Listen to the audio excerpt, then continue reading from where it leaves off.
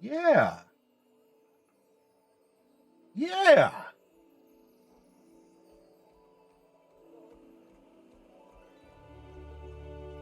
All right, it is time for our second character. Our first one was quite the icebreaker, and we know a lot of things. Yeah, what's the question, Bane? What's going on? We know a lot of things that are going to be happening with our characters. That this is a party of level 11 adventurers. No, you're fine. What's going on, Bane? And by the way, Bane, for that transgression of having a question to ask, I will also need you to start us off by typing in !1D100. By the way, for all of you out there, if there's a specific role that you want to lock in, spend your channel points now. And, do you want it to be age, height, and weight, class, background, alignment? I don't know. Let's see. How do you really handle the darkness spell? It blocks sight, but what about players in it or wanting to run through it? If they're in it, then it's dark, and because it's magical darkness, dark vision doesn't work. And if they want to run through it, they can, because it's like running through a dark room. Maybe if they want to run through it safely, you treat it like difficult terrain, so it costs 2 for 1 movement to kind of shuffle through, but not trip and fall. Otherwise, maybe there's a risk, like they have to enter it, and then there could be a chance of something happening. DQ wants Ideal, Bond, and Flaw. Rosewolf wants to roll class. Is there a specific circumstance you're talking about the Darkness Spellbane? Trying to decide if I'm overthinking it or making it overly powerful. Well, Magic Darkness overrides Dark Vision, and if people can't see through it... Now, it might be reasonable if they were, I don't know, bantering with the enemy across a room, and they know there's no tables and chairs in the way, and the enemy, causes darkness, and they just want to charge forward. It might be reasonable in that circumstance that they can cross an area without obstacles. Because, yeah, they can't see, but they've been able to know the area better. Tend to want to just run through it, which I feel wouldn't be quite straightforward. You might want to roll that they come out in a slightly different side than where they were hoping to. Or so they're kind of disoriented. Like they know that if I run that way, and the longer they have to be in it, then they deviate. Obviously, it's a great place to just listen. So if they're super good at listening, then they can just sort of lurk in the dark and then strike out from it.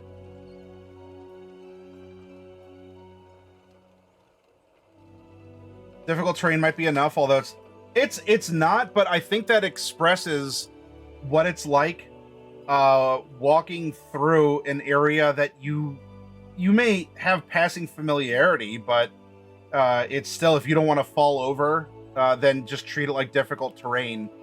So you can go where you want, it'll just cost you more movement.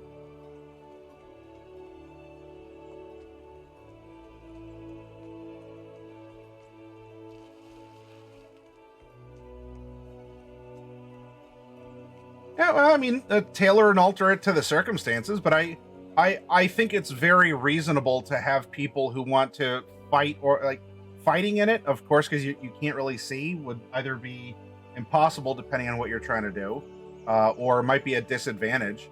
You might be a skilled swordsman, but if you don't really know where someone is, even if you're listening, if you're not trained in blind fighting, then there's that too.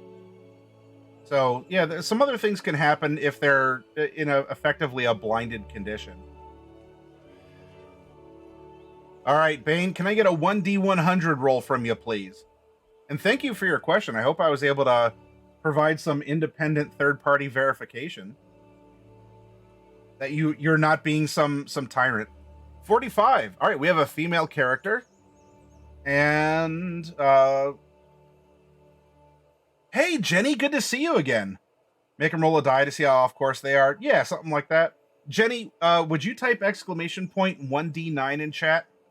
Hi, yeah.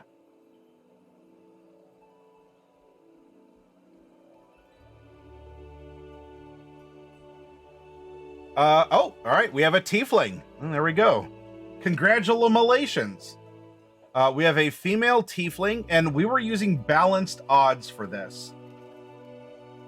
Can I have who's next? Devil Lord. Exclamation point 1D100.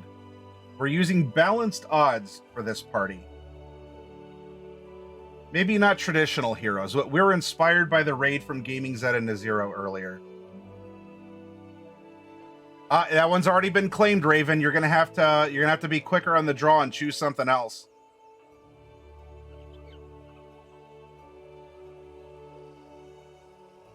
'93 Chaotic Evil. Uh-oh. Pescatios. All right. Let me just make a note of that right here. Chaotic Evil, level 11.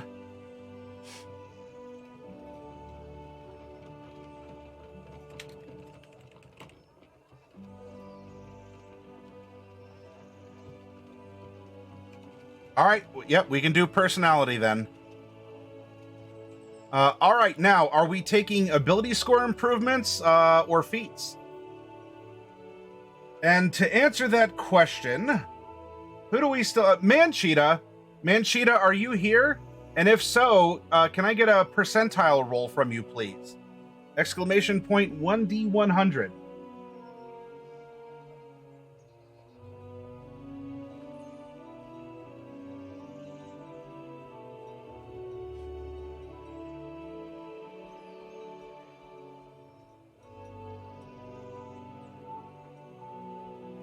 We might not have a Mancheetah.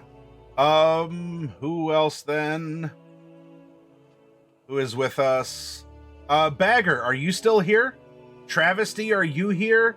Overlord Chameleon, Bersilis, calling all viewers. There's 31 of you. Mancheetah 23. We're going all ASIs. All right, Travesty. Background. I need a 1D20 roll, please.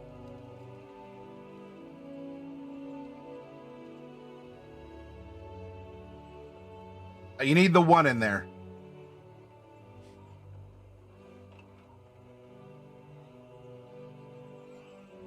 Lands on a 20. That is greater than 18. I don't think I've programmed an 18 yet. So, Travesty, can you give me a 2D20?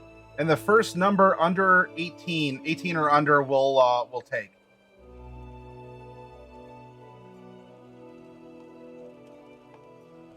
19, 14. We are a sage. Which mini are you painting up?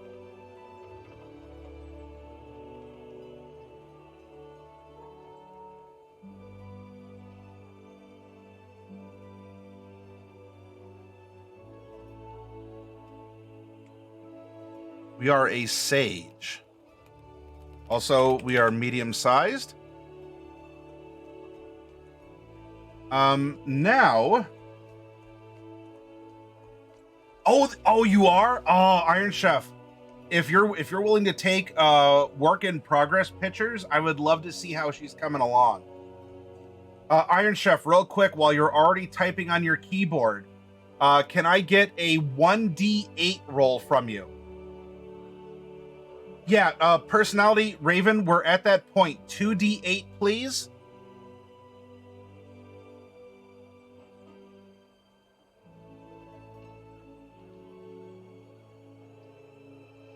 And then DQ, I need 3D6 from you.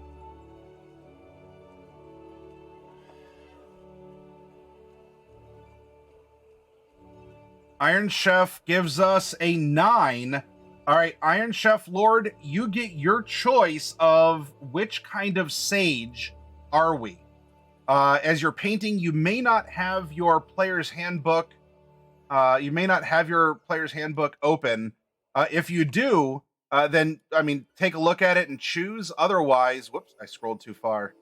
I dug too deep, everyone.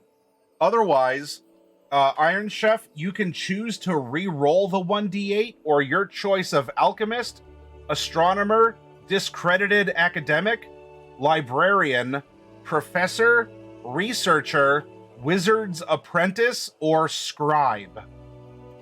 You can choose, or you can re-roll the d8 and let the dice speak. Now, the personality trait, or traits, plural, were rolled to be 9 and 8. So, Raven, you have a little bit of homework. You can choose one of the personality traits for this character. DQ gives us 2, 1, 6 for our ideal, bond, and flaw. Oh, I wonder why that is, Devil Lord. Iron Chef re-rolls into a 6 for our specialty. That is a researcher.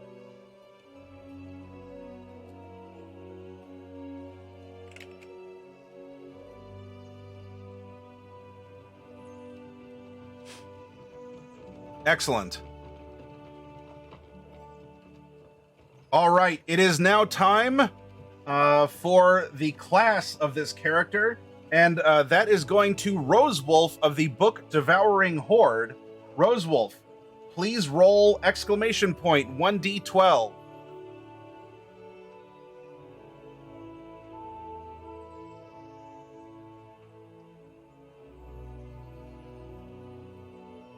Lands on a 10.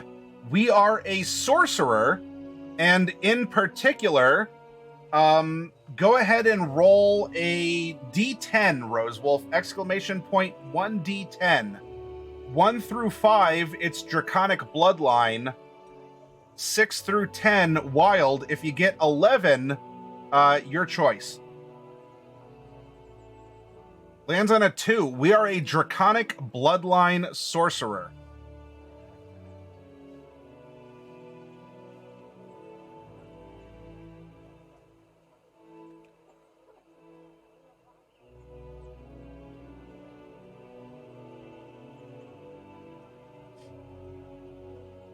Make that 9 a 3. All right. Raven has read the runes and wants to give her personality trait 3.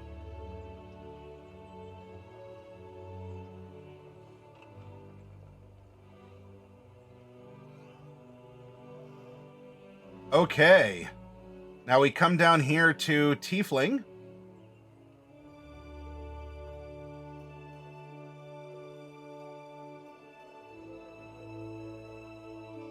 Prenny, hello.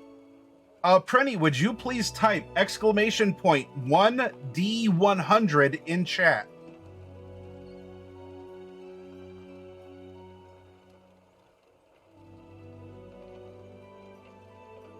'71, we have a middle-aged Tiefling Sorcerer.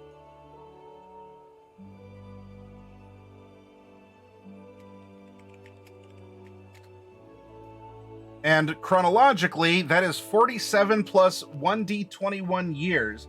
Prinny, please type exclamation point 1d20. Too close to home. Lands on 15. So we have, let's see, so that would be 52. We have a 62-year-old Tiefling.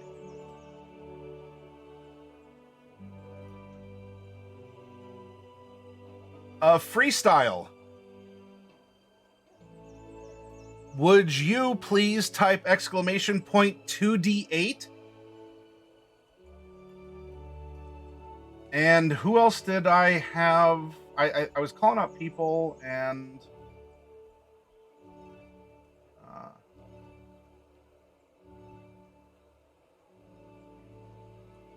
Heretic Trance. Heretic Trance, 2d4, please. So we have 5 and 8. So we are adding 13 inches to this tiefling here. So that is going to be 5'10".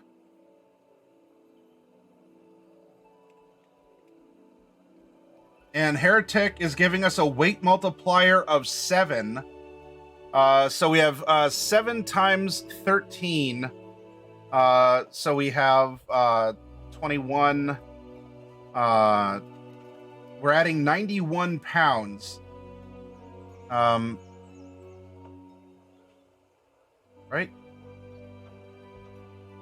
Yeah. Yeah, 7 times 13. We're adding 91 pounds.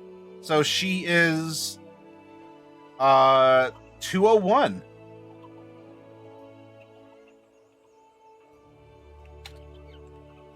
I wanted to make sure my mental math was on, and I wasn't.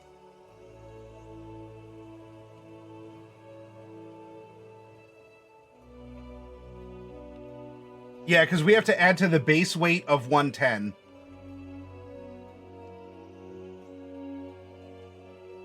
Manchita, she's just big horned.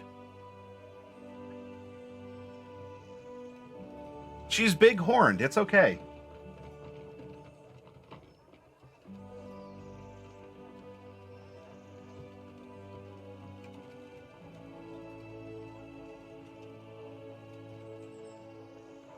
I wish I was 201. Gosh, that'd be cool.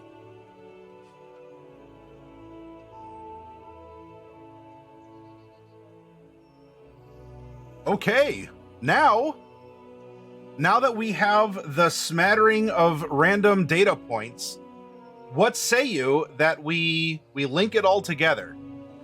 Let's find out who our character is, and the best way to do that is to start out with the background. Arcana and history. Boop and boop. Are going to be our skills. We get 2 languages of our choice. So we're getting common, infernal, question mark, and question mark. Equipment, a bottle of black ink, a quill, a small kniff. Ink and quill. Now, the small knife in this case could be like a letter opener or a pen knife. Whether or not it's more of a sentimental thing, or if you want to actually make it a weapon that just deals, I don't know, 1 point of damage plus strength or dex, you can do that. Or it's just a keepsake thing, but we'll put a small kniff. A letter from a dead colleague posing a question you have not yet been able to answer. Now we have letter concerning, and the topic of the concern is going to be trinket number something. What is a prompt that would be a bit of a mystery to research, as trinkets are curious things. Yeah, like a little utility blade. That's correct. Gabe, are you still here? Are you lurking, Gabe? Who's another newcomer to the Hero Zone. Otherwise, if there are those of you out there who haven't rolled yet and you'd like to, let me call on you, please.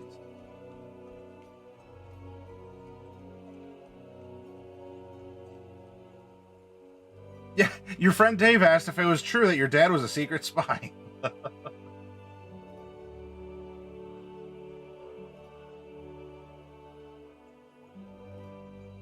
All right.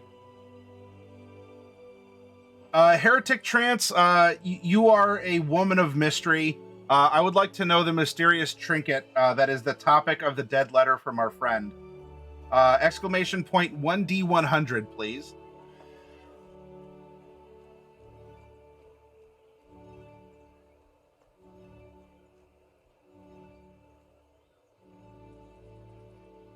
Trinket 35 is the cause of some sort of research, and we'll take a look at what that is in a little bit here.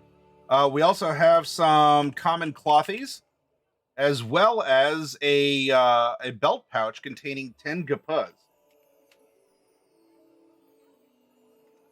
Now we're level 11. You know, that's starting goal. Do you still have it? Do you have more? Probably.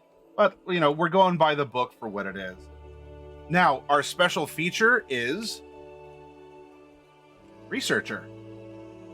When you want to attempt to learn or recall a piece of lore, if you do not know that information, you often know where and from whom you can obtain it.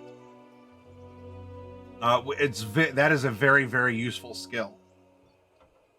Now, the personality traits that have been generated for this character. Remember, we're meeting the character. We're meeting the who of our character. We're going to scoot this over here, and personality trait 3.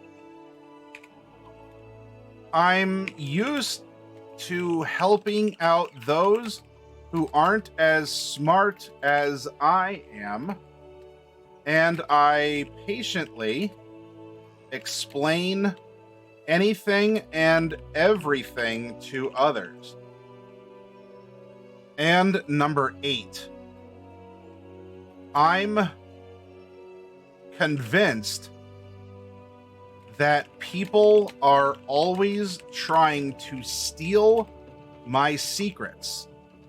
So we're suspicious.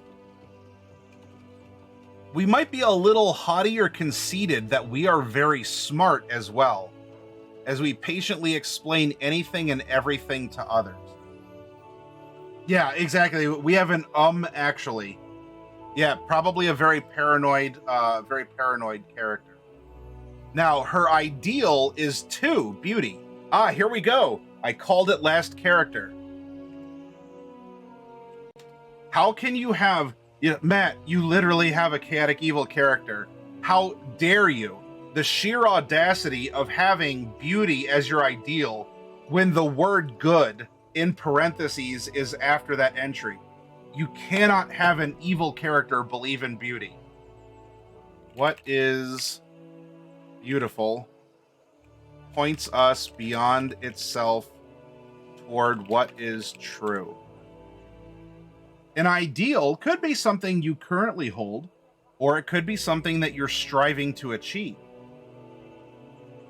In that case, you might currently be in a very foul mood. You might be very rude and ornery to people. However, you generally are nice. But today's not the day. Or you want to be better. You want to be nicer. Serenity now. And yet, you still consistently make grumpy and bad decisions. There's also the fact that while good is a suggestion for quick character generation, because it's probably the easiest to be compatible, in this case, what she sees as beautiful may not be what others do. How many times in a video game, a movie, or a novel do you have the mad scientist look at some destructive, like some super flesh-eating bacteria and go, "It's beautiful, isn't it? The perfect organism," or something along those lines? That person sees genuine beauty and maybe even utility to something that is, to many people, not beautiful at all.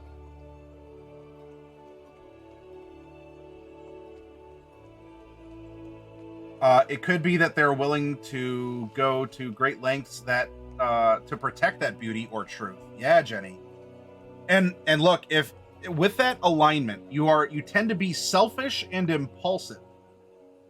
If you're willing to protect your secrets, that could mean that you're willing to do things that would be illegal or at least unethical if it were ever found out.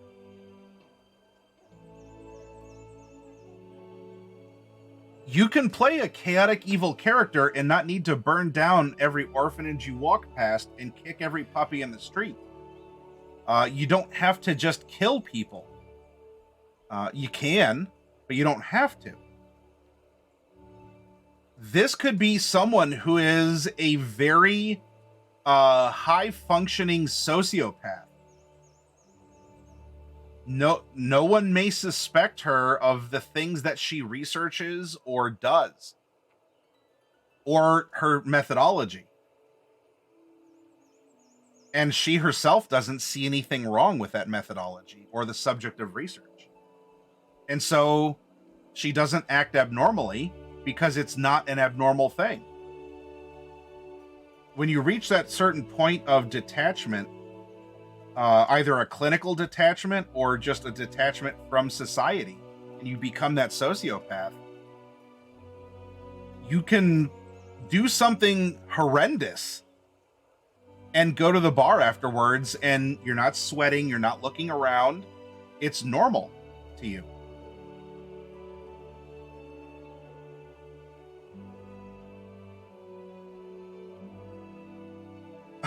Prinny says, I'm literally wearing a shirt right now that says high-functioning sociopath. Well, Prinny, I swear, I'm looking into a camera, but that's because it's showing me. I cannot see you, although it seems like you might have good taste. I have a shirt that says self-loathing narcissist. So we, Prinny, maybe there's some sort of an interesting reverberation that we have going on here.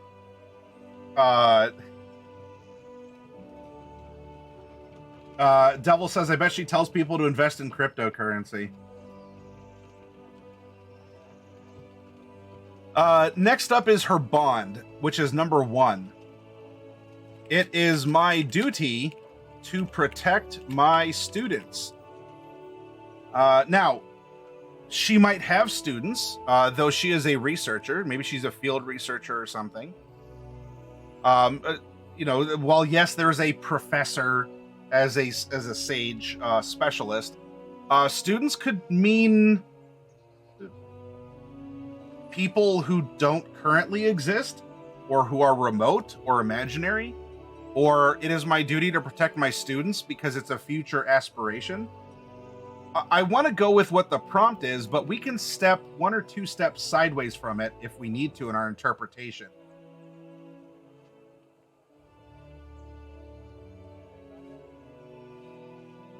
And then lastly, what is her flaw? Because we are all flawed creatures, my friend. And we have number 6.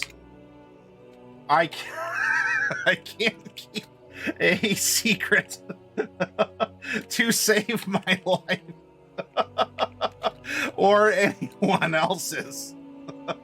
Oh no, I just told you my secret. You must die.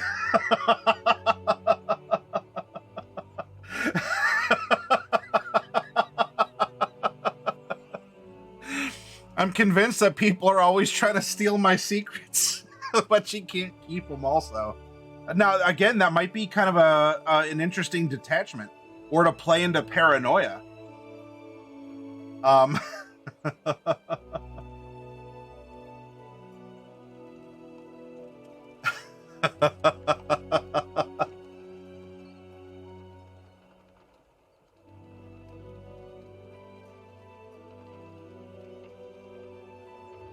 You know, always making notes to self. He knows too much. Must address later. It sounds like they might be a caring person with an extremely intense temper. That could be too, Jenny. Again, chaotic evil does not mean kicking puppies and burning down orphanages. This is someone who has an impulsiveness, if not in thought, then in behavior. So this could be someone who does have a behavioral deficiency, or some sort of a self-control deficiency as well. Yandere. Yandere might be a good way to go about it, because it is more with questionably legal / ethical outlash. This could lean into some kind of a bipolar. There's Tsundere. It's not like I like you, Baka. Although in this case, she's probably the senpai, but or she's somehow the senpai and the kohai, and that's kind of what the conflict is.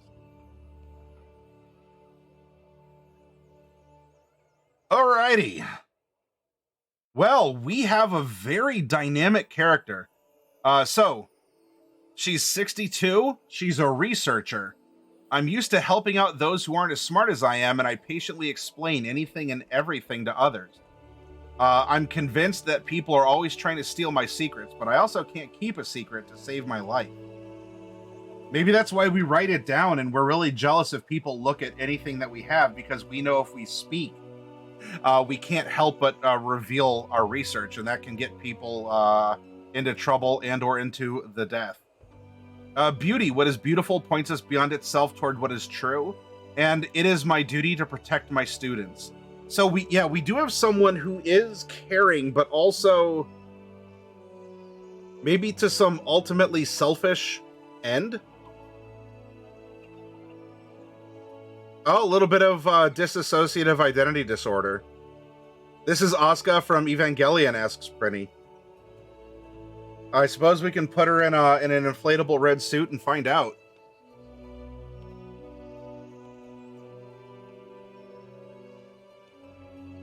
Now that we know who she is, let's find out what she is. We're going to come back up here and go to Tieflings.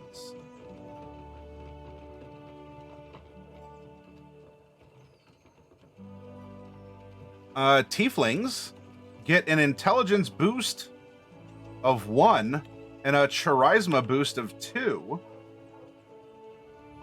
Our basic speed is 30, 0 climb, 0 swim, 0 fly. We do get 60 feet of dark vision. We have resistance to fire damage, so we're going to fill that in with the little buttons up here. We have resistance to fire damage. And we do have an Infernal Legacy.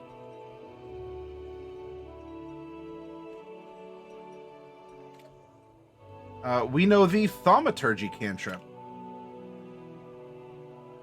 You know what? That's not very readable. We're going to call this IL and then go Thaumaturgy. Which, while we're on that topic, we're going to drop it down here into our cantrips. Infernal Legacy. Thaumaturgy. Oh, that's the holdover. Got to erase that off the main file. And then we're going to get some extra spells. At 3rd level, we are going to get Hellish Rebuke once per long rest off of Charisma.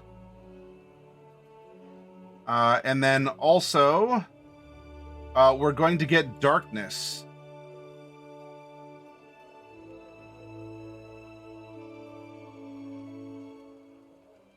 Once per long rest. Bane was in here foretelling the casting of Darkness. Bane, I blame you and thank you.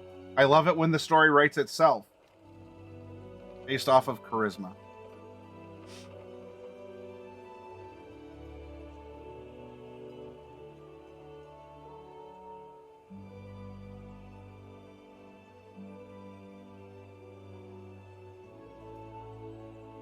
By the way, Bane, there's a nod somewhere to you or that or something related in the memorial from last year. I don't know if you're lurking while we were going over things, but you're also welcome to take a look around and see if you can find it. All right, and then we do have our common and infernal. So there we go. Congratulations to us. We're a tiefling. Huzzah! And now we're going to go into sorcerer. Whoop. You know, I have a pretty decent computer, and that it chugs on a PDF is rather concerning. We are a level 11 sorcerer, which means that our proficiency is going to be a +4. We are getting Sorc points, and at level 11, wouldn't you know, we have 11 of them. That is a little too convenient, if you ask me. And we also know 6 cantrips. 1, 2, 3, 4. And just to note, we are getting a 5 and a 6. We got the bonus one in Thaumaturgy here.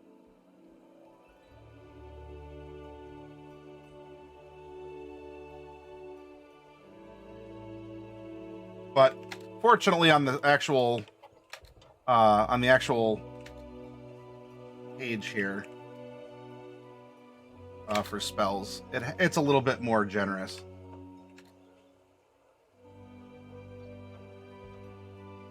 Okay, and now our spells known. We have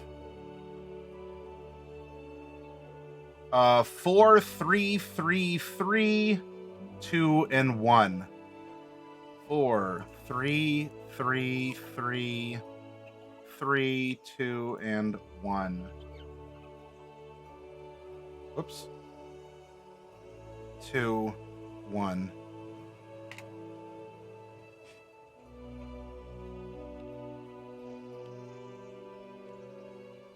And then the way that sorcerers get their magic, we'll get into it. We're going to know 12 spells, and we'll cross that bridge in just a moment. We're gonna pop back up here. 4, 3, 3, 3, 2, and 1. Make sure that everything is getting filled in as we need it to. Our sorcerer hit points, we're a D6 hit die class, and as we're 11th level, wouldn't you know, we get 11 of them. Woohoo! Our weapon proficiencies, I'm simply going to put sorcerer list, as that's its own little curated list here. No tool proficiencies.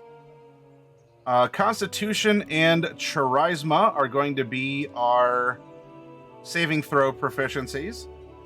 Then we choose 2 skills from Arcana, Deception, Insight, Intimidation, Persuasion, and Religion. Now, here we have the case of our background is giving us proficiency along with our class. You can handle this in a couple different ways. Maybe your DM will allow you to go into an expertise by doubling up if it's offered. Your DM might say, stick to the list, but you can't double up, so choose something else. Or, I don't know, your DM might just say, well, sucks to be you, and doesn't do anything, which probably be the least creative and least fun option. In this case, I'm not going to double up into an expertise in Arcana. We're going to spread it over to something else. And what will that skill be? Well, who is this character? What do we know about her? Middle-aged researcher, used to helping others. I'm convinced that people are always trying to steal my secrets. We also can't keep a secret. It's my duty to protect my students. And then we have beauty. What is beautiful points us beyond itself toward what is true. If we are a researcher, we already have Arcana. We have Arcana and History. We could pick up Religion and be a super smarty pants. Probably not Deception, because we can't keep a secret. That is a very good thing to point out, Prinny. And the reason why I like building the characters organically like this is many of us, and I'm included in this, will sit down as we're making a character with our friends and say, does anyone have Deception? No? We need Deception on the team. I guess I'll take it. And then we look for an excuse to use Deception on a character where it might not really fit in. I would rather make these characters complete characters who've lived their lives up to this point with who and what they are. Because they will congeal in some unique way as a team over time. So in this case, if we have someone who's researching,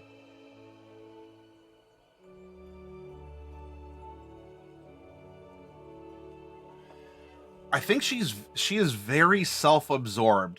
So she wants to absorb that religious knowledge, and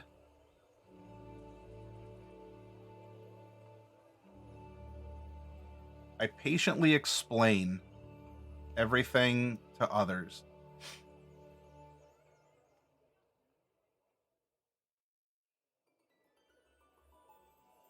Probably also insight to read people, to be empathetic, right? She worships herself. But insight can also help her studies in what she's researching. We don't exactly know what that is. Although, oh, you know what? We actually might get a clue. Heretic Trance, she might be pursuing that subject from a dead colleague. All right, right now, I'm going to give her religion and insight. That might change depending on what this topic of research is. It's regarding trinket number 35. We're going to come back to Sorcerer real quick. Let's check this out. This might be the decision maker. What is she researching? What has haunted her, perhaps? Was this colleague someone she respected, or a lover, or a peer? 35 is a white sequined glove sized for a human. Hi, Blue Joy. A white sequined glove sized for a human. Yeah, Trinket 35 is Michael Jackson's glove. She's researching Michael Jackson.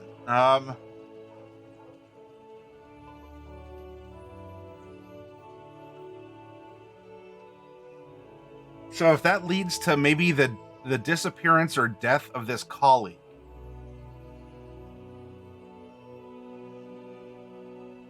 or is something mysterious in some way?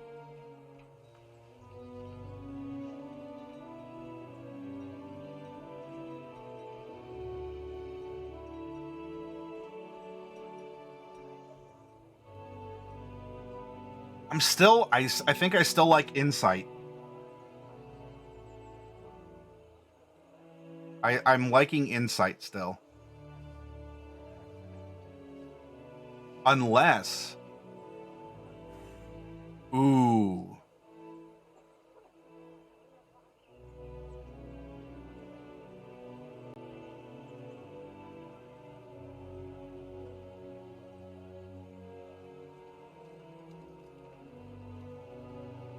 Maybe it summons thriller zombies. The only evidence of the disappeared, the missing colleagues' workstation or lab was a white sequin glove sized for a human. I still like insight, but I almost think that we have a nutty professor situation. I think we might actually have wisdom as a dump stat. Now, she can still be good at reading people's emotions. Yeah, because like persuasion, she's not necessarily trying to convince other people of something. She's very into herself, gathering information. And I think insight's a part of that. I almost want to say that wisdom's going to be her dump stat. All right, well, let's keep moving here. Equipment. If she was wise, she probably wouldn't let secrets... Yeah, exactly, Prenny. So there's kind of a scatterbrainness. She's very smart, but not very wise. Starting equipment, I know I put it on our first character. We're level 11. You know what? Let's save some time. I'm not worried about starting equipment here. Except maybe she uses components or an arcane focus. There's not really a mechanical difference, but you know, what could it be otherwise? Maybe she uses that glove as an arcane focus. Maybe she actually wears it as a reminder, and that's what she whatever, Full Metal Alchemist snaps in order to, you know, to do that. But so we'll put arcane focus, because that also gives her something she can have and concentrate on, and that's hers. A very, again, a selfish thing. All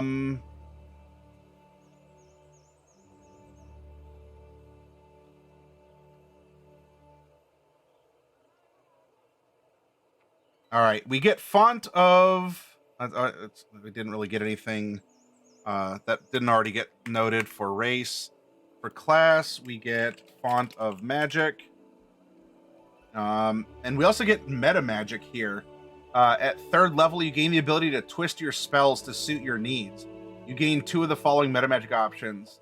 All right, so we're going to get 2 of these. This is going to be a big part of who she is as well. And then, well, our capstone, we didn't expend 4 sorcery points, or we regain it at the end of a short rest. So, given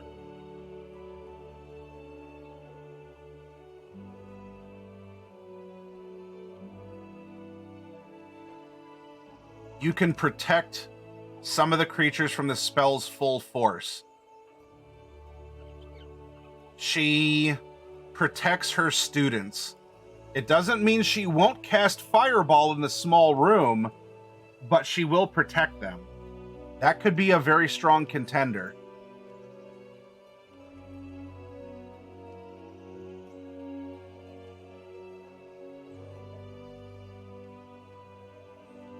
If she does a lot of research, I'm thinking she's going to have probably a lot of concentration rituals and other spells.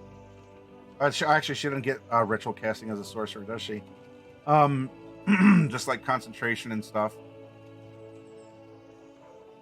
Double the range, not sure about that. Empowered. Reroll damage. I don't know if she's really a damage dealer, though. So extended spell might be good. The heightened spell could be good, too, for meta magic. Subtle. Ooh, subtle could be a really good one. To cast it without any somatic or verbal components. So all she has is her arcane focus.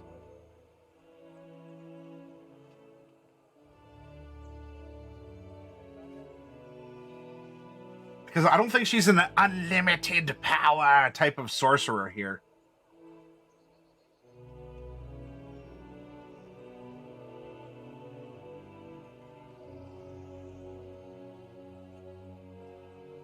Focus cannot be used to replace materials in a spell that are either consumed. Well, right, but also a regular, like, a normal bag of magical components, bat guano and stuff. It's you're kind of always presumed to gather it or get approximate stuff too. I get what you're saying, and there's an ultimate important distinction to that. For most most normal spell, like whatever quick spell stuff, it won't matter too much. I want to say careful spell, meta magic, careful spell, and if not subtle, because we'd want to make sure she takes spells where she gets the advantage of that, then probably extended spell. So we'll put subtle / extended, and we can make up our minds as we continue. Now she's going to get 2 ASIs, and then Draconic Bloodline. Dragon Ancestor. At 1st level, you choose 1 type of Durgan as your ancestor. The damage type associated with each dragon is used by features you gain later.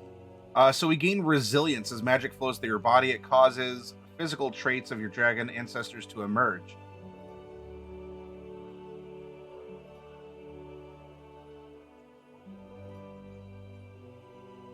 Can we have, Prinny, if this character is a lot like you were saying, would you please roll 1d10 and let's find out our draconic ancestry?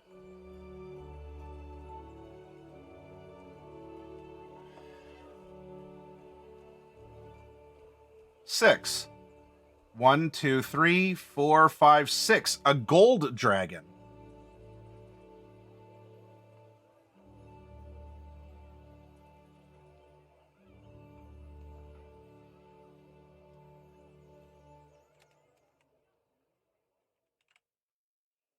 She's entering her golden years for sure. Draconic Resilience.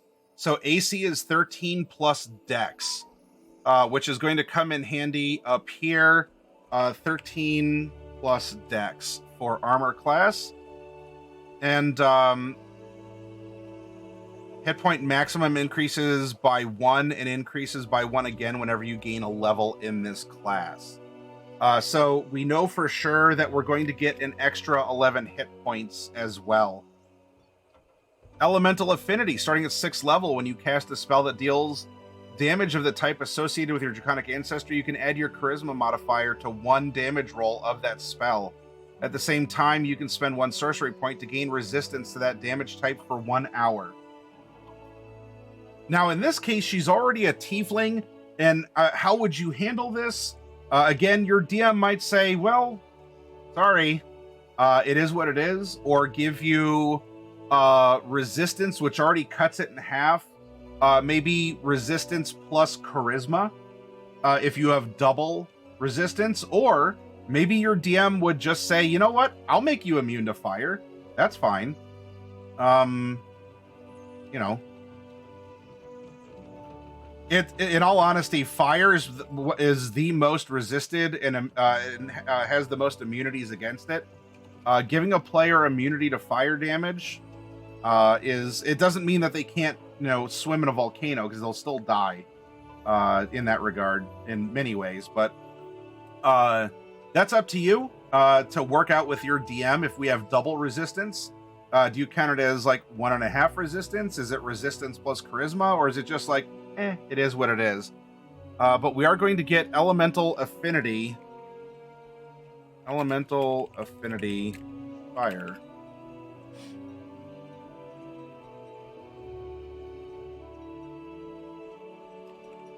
Gold dragon blood up there. And we don't get dragon wings yet, but one day we will. Excellent. And we don't take feats, we're taking ASIs. 2 of them, in fact. Remember, we have 15, 14, 13, 12, 10, and 8. I like the idea of wisdom being her dump stat. I think for sure. I think intelligence, she is very intelligent. I think we can absolutely give her a 15 intelligence. And you know what? She's lived a good long life so far, and she has. Ooh, I'm tempted. I'm tempted. She endures.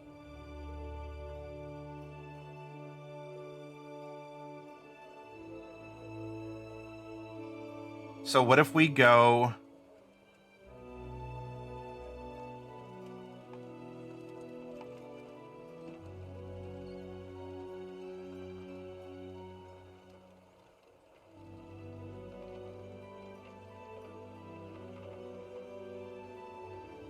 $15, 14, 13, 12, 10, 8.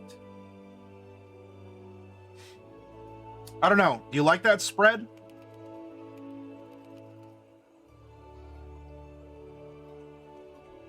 I'm feeling this. Rez, what's going on? What has you in a pickle? As a player, as a DM, as a newcomer, as an old timer, but you're stuck on something? How may we be of help? Your questions are, pardon, your questions are always welcome here. Oh, and thank you, Rez.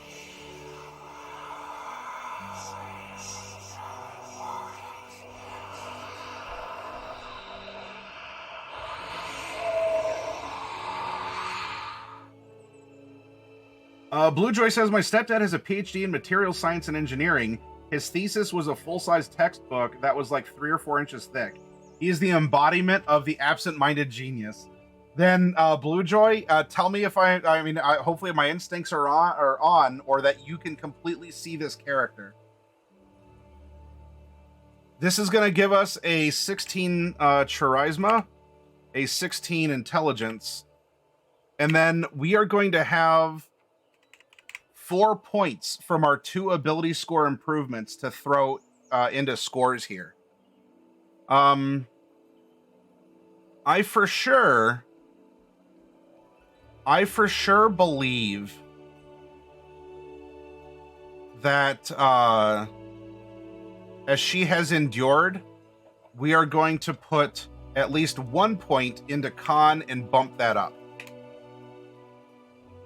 Now we have 3 other points, and we can spread it out because, hey, next level she is getting another 2 points, right? And we could put 2 into charisma and 1 into something else, or we could spread it out between 1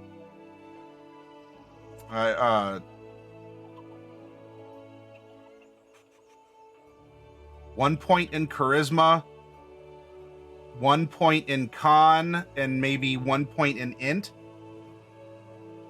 She still have an odd one. Oh, that's right. So here's something as well. It's okay to have an odd number. I'm going to use this as a teaching lesson here. Let's say that the golden dragon blood has given her some reinforcement, and we need to bleed off. We need to bleed off this 1, knowing that we're going to get 2 points from here on out, right? If you don't want to carry just the 1, and again, there's feats. If you're allowed to take feats, you could do that later. That could take an odd number and bump it to the next even number. But let's say she's going ASI all the way. If you add 1 of those points to strength, you're still getting a mechanical benefit of being able to carry, jump, etc. Just that little much more, because that's based off of your strength score. So we can say that, she's got old woman strength, old man strength, old woman strength. That Draconic Blood is reinforcing her. And then we can dump her 2 points probably down into charisma, as she has a force of will and presence for her pursuits. And that cleans up our math and our dots. No, Rez. This is a workshop. I'm presenting things, but we can still talk. This is conversational. I'm happy to go over things. I can absolutely envision her. He is pretty charismatic when he wants to be, but can be a bit full of himself, whether intentionally or not. And that's where the chaotic evil is going to come into play, because she is self-absorbed and impulsive. Her mind goes from one topic to the next, and she just keeps it centered on her. Again, chaotic evil isn't kicking puppies and burning down orphanages every chance you get. It doesn't mean you have to kill people every chance you get. It does mean that you are probably going to be, you're going to have a tendency towards some sort of, psychopathy?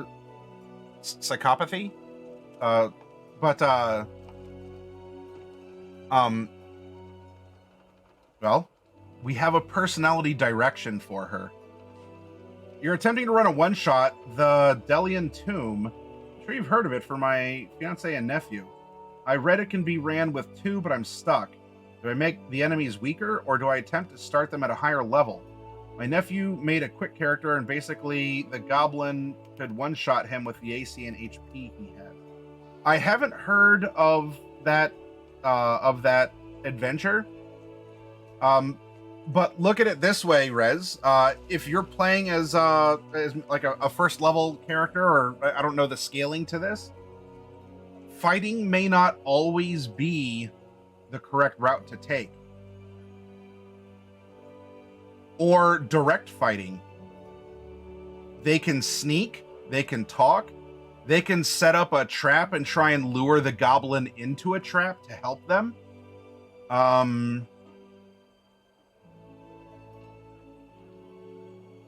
Yeah, the least work would be to just give them a bump so that mechanically they're solid when it comes to numbers. Otherwise, yeah, you could remove a couple enemies as well. Otherwise, keep the enemies, but you just lower their hit points some. Or, I mean, they're your roles. If you want them to ultimately succeed but challenge them, just do the quick math in your noggin. They're not going to know unless they've read the mod. But, I mean, if they've done that, then it kind of defeat the purpose of playing through. Well, so Rez, let me welcome you to the other side of the DM screen where the numbers don't matter. The numbers for the goblins and all this other stuff, the positions of where they start in a room or any of that, their temperament is completely up to you. If you want to modify it, if you say, man, this goblin can one-shot my nephew, then stress that combat is dangerous. However, there are ways to avoid it by talking, trading, stealthing, or being clever. If you want to fight the goblin, then maybe you set up, I don't know, a tripwire trap. Only it uses rope, but the goblin's going to be in too much of a rush for blind, senseless murder that it won't see it. It'll fall and be prone, and then the two adventurers can more easily dispatch it if that's, if that kind of adventure or action is what you want to run. But as a DM, Rez, the numbers that you see are suggestions. They don't ultimately matter. If you want that goblin to have 1 hit point, then there you go. I love Devil Lord. I love the thrill of first level because of that uncertain nature. All right, so we've distributed this out. Our strength is +0, or _0 apparently. Dex is 1. And by the way, I'm not saying that dismissively. I'm still happy to talk about this, Rez. While you're typing, I'm going to make hay while the sun shines.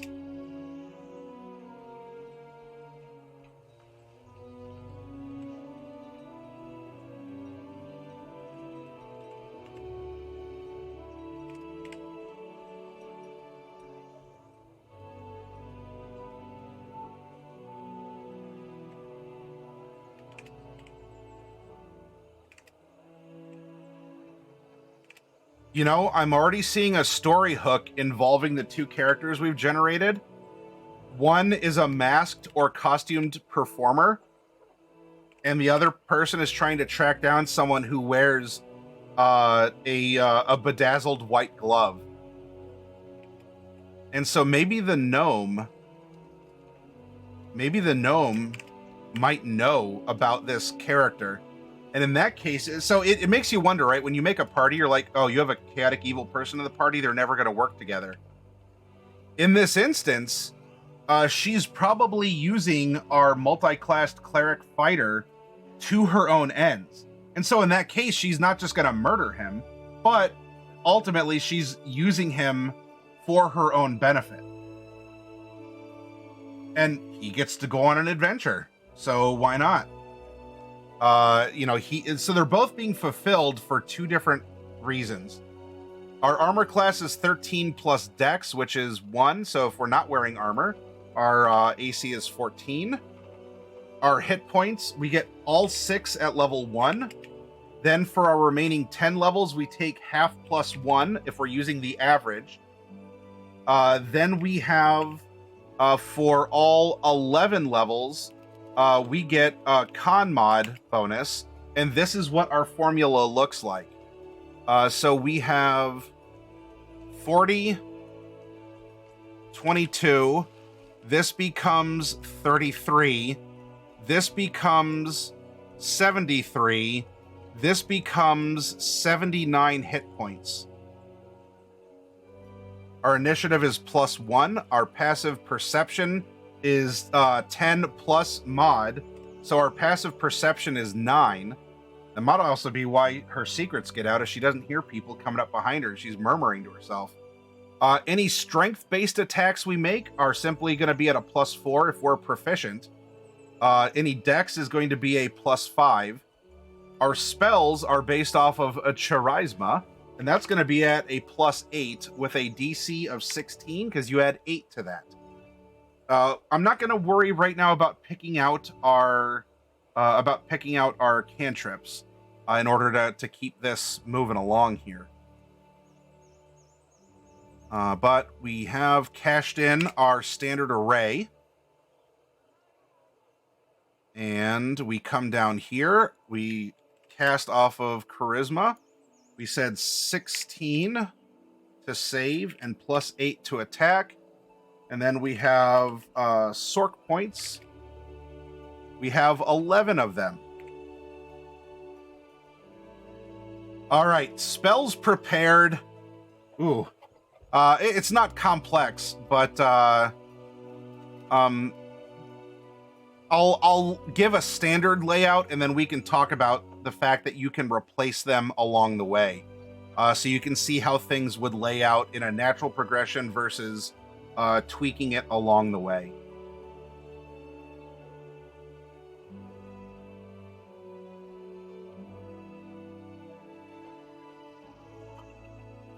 So we come over here, and we have our spells known at first level. So we have we get 2 spells, right? So we get 2 spells at first level. In fact, let's do it this way. We're gonna go level 1, and it's gonna be important that I lay it out like this so you all can see what goes on here. Spells known at 2nd level goes up to 3. However, we do not have a higher spell slot available, right? So we get 1 more spell at level 2. Now we go up to 4 spells known at level 3.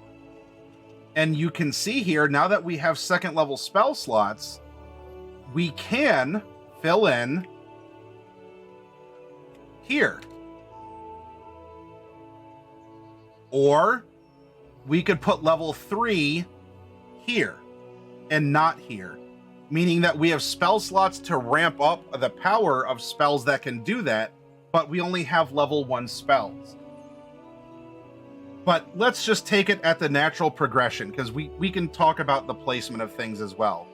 So we keep going. We start out with 2, we get a 3rd. Then we have 4, 5, 6, 7. So we're going to keep doing this. We have level 4, level 5, level 6, level 7. Remember, you get the new spell slot on the odd level, so it's not. Fortunately, it's not a dead level, even though for a lot of things it's like, ooh, there's not much else, but you do get that higher tier. Then we come down to level 9 and level 10.